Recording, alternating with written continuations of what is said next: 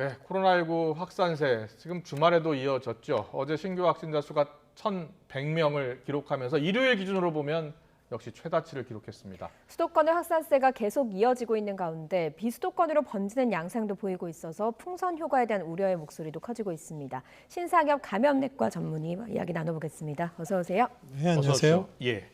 지금 제주 지역 상황을 봤는데요. 제주 지역도 확진자가 계속 늘고 있어서 비상입니다. 그런데 전체적으로 보면요. 엿새 연속 지금 1,100명 이상이 나오고 있잖아요. 지금 상황을 어떻게 보고 계십니까? 일단 지금 아직은 이제 4차 대유행의 이제 초기 단계라고 이제 일단은 보여지고요. 예.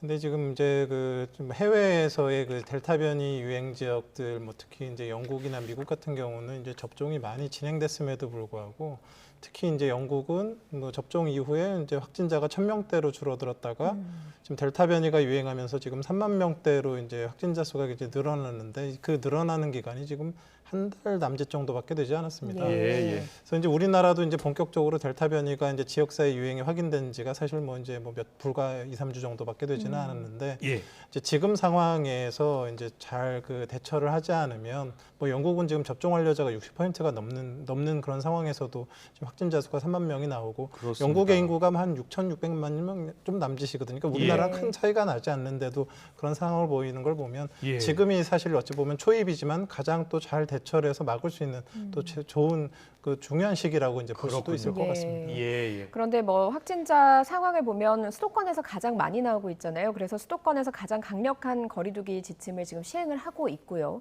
이렇게 수도권에서 확진자가 갑자기 이렇게 늘어나게 된 이유가 있겠습니까? 1차적으로는 지금 예방접종이 이제 6월까지 60세 이상 어르신들에게 이제 진행이 됐기 때문에 사실 비수도권에 있는 읍면 지역 같은 경우는 1차 접종자가 거의 80-90%에 달하는 것도 있습니다. 그런데 이제 상대적으로 수도권 같은 경우는 이제 50세 이하의 사회 활동이 많은 그런 계층들이 이제 있는데 접종이 지금 20% 미만으로 1차 접종률이 이제 나오는 상황에서 델타 변이가 이제 전파력이 높은 델타 변이가 젊은 층을 중심으로 이제 유행을 하다 보니까 결국은 젊은 층의 이동이 있는 곳에서 이제 결국 이제 대규모 유행이 나타나고 있는 그런 상황이라고 볼 수 있겠습니다. 예.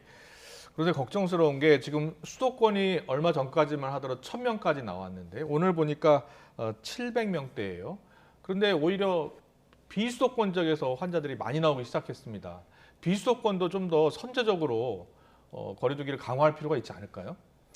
지금 이제 비수도권은 이제 조금 구분을 해야 될 부분이 있을 것 같습니다. 그러니까 이제 비수도권 중에서도 읍면 지역은 말씀드렸지만 사실 코로나19 위험성이 거의 없지만 이제 거점 도시들이 있습니다. 무슨 대전, 대구, 부산 그리고 수도권과 인접한 춘천 이런 도시들 같은 경우는 실제적으로는 비수도권에 속해 있지만 수도권 못지않게 젊은 층도 많고 이동량도 많고 그다음에 이제 어떤 현상들이 있냐면 주말에 집이 수도권에 있는 경우들도 많고 그러기 때문에 풍선 효과, 역풍선 효과 이제 이동이 이제 계속 수도권과 이제 계속 교류가 이루어지는 경우들이 많기 때문에 사실 그런 지역 같은 경우는 결국은 수도권에 준한 상황들이 벌어질 수밖에는 없는 거거든요. 그래서 이런 거점 도시들, 특히 이제 젊은 층들이 이동이 많이 이제 생길 수 있는 도시들은 사실 좀 선제적으로 사회적 거리두기 단계를 올려서 같이 이제 발을 맞춰가지 않으면 비수도권 중심의 또 유행도 지금 배제할 수 없는 그런 상황이라고 봅니다. 그렇군요.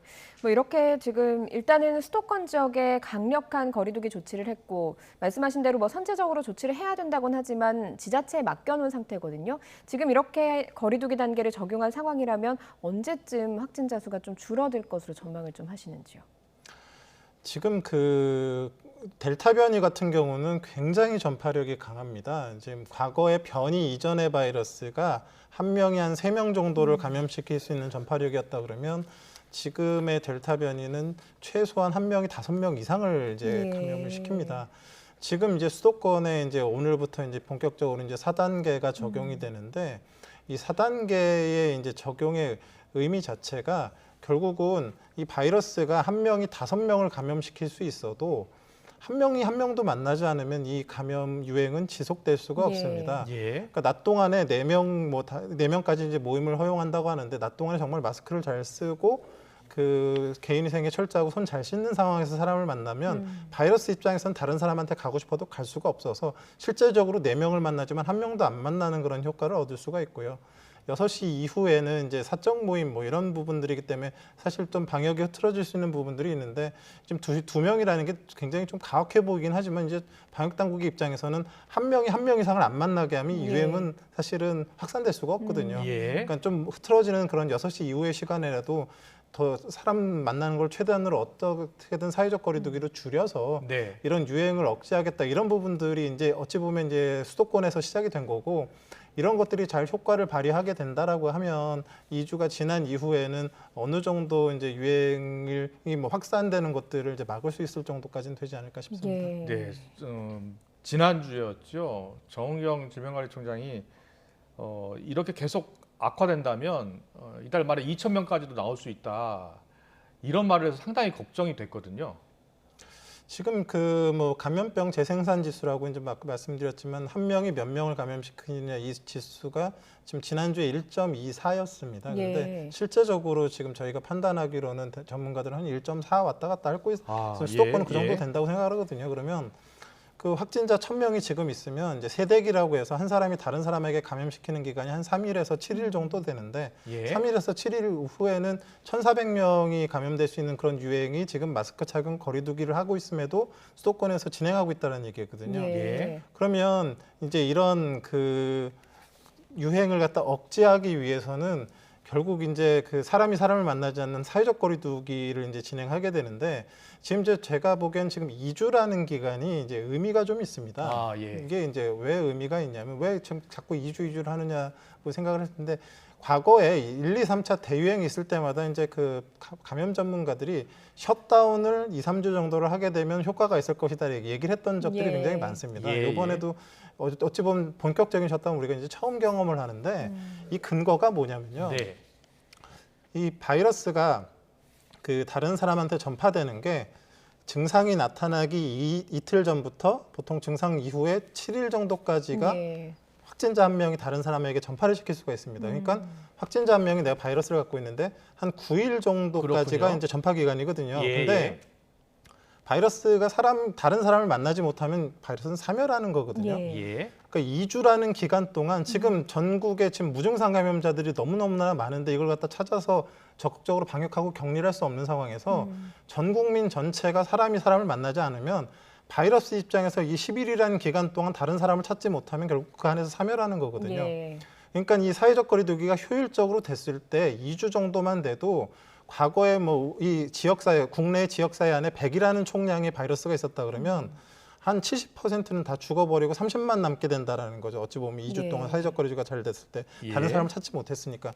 그러면 이 바이러스의 총량이 줄어드는 이런 상황에서 이제 유행을 통제하기가 훨씬 더 용이해지기 때문에 이런 셧다운의 효과들은 사실은 오래 갈 수는 없고 최소한 2, 3주만 했을 때도 이 바이러스의 우리 지역사회에 그런 소멸을 이제 일으킬 수 있는 그런 도움이 될 수 있기 때문에 이제 2주 정도의 이런 좀 중요한 시기에 좀 잘 해달라 이런 것들을 지금 정부에서 이렇게 강조하고 있는 겁니다. 그렇군요. 뭐 국민들이 잘 또 따라 주셔가지고 2주 뒤에는 확진자 수가 확실하게 좀 줄어들었으면 좋겠습니다. 그리고 1, 2차 또 3차 대유행까지 계속해서 반복됐던 문제가 확진자가 늘어나면 병상이 부족하잖아요. 지금도 생활치료센터가 수도권에서 한계에 이를 거라 이런 얘기가 나오는데 그래서 정부가 증상 없는 젊은 확진자 중에 혼자 사는 사람들은 자가 진료를 좀 검토하도록 권유를 하겠다 뭐 이런 이야기가 나오고 있거든요. 좀 우려스러운 부분은 없겠습니까? 지금 이제 환자를 이제 치료하는 병상은 3가지 종류가 있습니다. 하나는 중환자 치료 병상, 또 하나는 감염병 전담병원, 입원이 필요한 사람들을 치료하는 병상, 그리고 입원이 필요하지 않은 뭐 무증상이나 아주 경미한 사람들은 이제 생활치료센터에서 이제 관리를 하게 됩니다. 지금 일단 이제 확진자 수가 늘어나면서 기본적으로 또 이제 젊은 층의 무증상 환자가 많아지면서 생활치료센터가 이제 뭐 부족해질 것이다. 뭐 이런 부분들은 이제 맞습니다. 근데 실제 의료 현장에서 지금 얘기하고 있는 거는 지금 감염병 전담병실이 병원의 병실이 좀 부족한 상황이 되고 있다라는 얘기를 많이 합니다.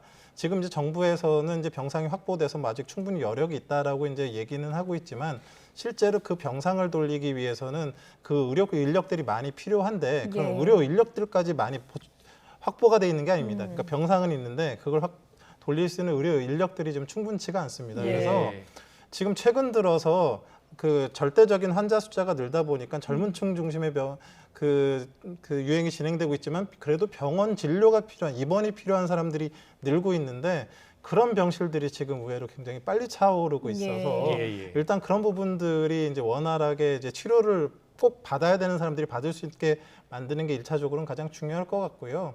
이제 무증상 젊은 분들 이런 분들 같은 게 특히 뭐 1인 뭐 가구에 이제 살고 계시는 분들은 이제 결국은 이제 뭐 그 생활치료센터보다는 이제 자택에서 이제 격리 상태에서 이제 관리를 받으시게 될 것 같은데 결국은 그런 상황이 오더라도 의료진과 이렇게 소통이 되고 뭔가 문제가 발생했을 때 이제 잘 이렇게 대비가 될 수 있도록 뭐 전화도 뭐 중요하지만 가능한 뭐 화상 시스템이나 뭔가 좀 구체적으로 잘 확인해 줄 수 있는 그런 시스템들도 같이 좀 마련할 수 있으면 좋겠다는 생각이 듭니다. 알겠습니다.